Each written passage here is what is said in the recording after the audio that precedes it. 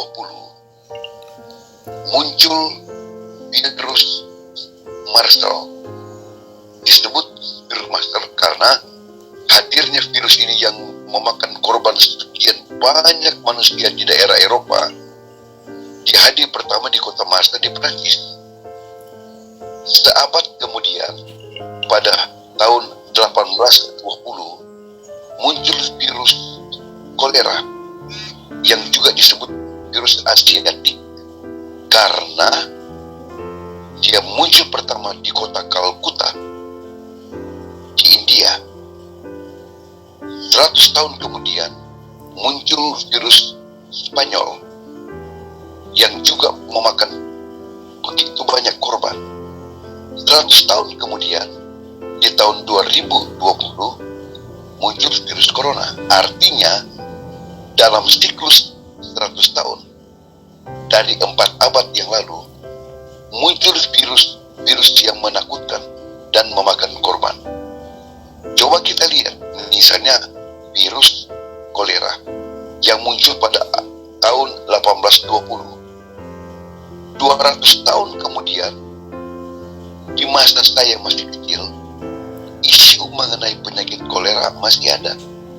Artinya begitu berkepanjangan waktu virus ini muncul. Kita tidak tahu kapan virus corona ini teratasi. Tapi belajar dari apa yang terjadi pada abad-abad yang lalu dengan bermunculan berbagai virus, begitu lama baru dapat diatasi. Kemudian vaksin muncul. Nah, apakah vaksin ini dikaitkan dengan antikristus?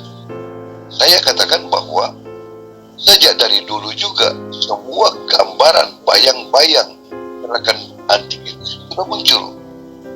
Tetapi kan dihebohkan dengan adanya vaksin COVID-19 yang katanya ada barcode-nya dan seterusnya. Betul.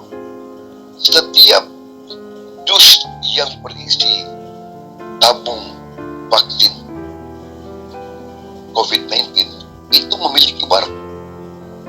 Menurut keterangan dari para ahli, khususnya dari pemerintah, dari Kementerian Kesehatan, bahwa barcode itu diperlukan untuk memonitor para pemakai. Seandainya ada satu pasti atau seseorang yang kemudian disuntikan vaksin COVID-19 lalu bermasalah, akan dimonitor, dideteksi melalui barcode. Apakah barcode ini barang baru?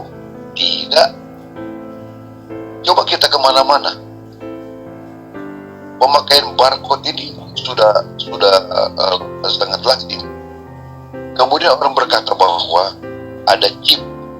Bagaimana mungkin di dalam cairan vaksin itu didapati chip lalu berbentuk menjadi chip? Nah, isu ini sebenarnya adalah isu yang bagi saya isu yang diada-adakan dari sebuah penafsiran yang berlebihan. Tetapi sebagai orang percaya yang sangat memahami semua rencana Allah, apa yang terjadi sekarang ini adalah bagian dari penggenapan firman Allah yang nantinya pada akhirnya nubuatan tentang kehadiran antikristus akan muncul, akan menjadi kenyataan. Bagi kita sebagai orang percaya, kita siap saja dengan segala sesuatu yang terjadi karena Allah terlibat dalam semua sejarah manusia. Kita orang percaya, khususnya warga GPDI, tetap berpegang pada firman Allah, tidak dibingungkan dengan segala macam isu, tetapi tetap penuh dengan Roh Kudus. Kebenaran kepada kebenaran, karena Yesus sendiri berkata, apabila Dia datang, yaitu pribadi Roh Kudus, Dia akan membawa kita, Dia akan menghudegos kita, memimpin kita kepada segala kebenaran. Dan kebenaran itu adalah firman Allah, bukan isu manusia. Terima kasih, Tuhan Yesus memberkati.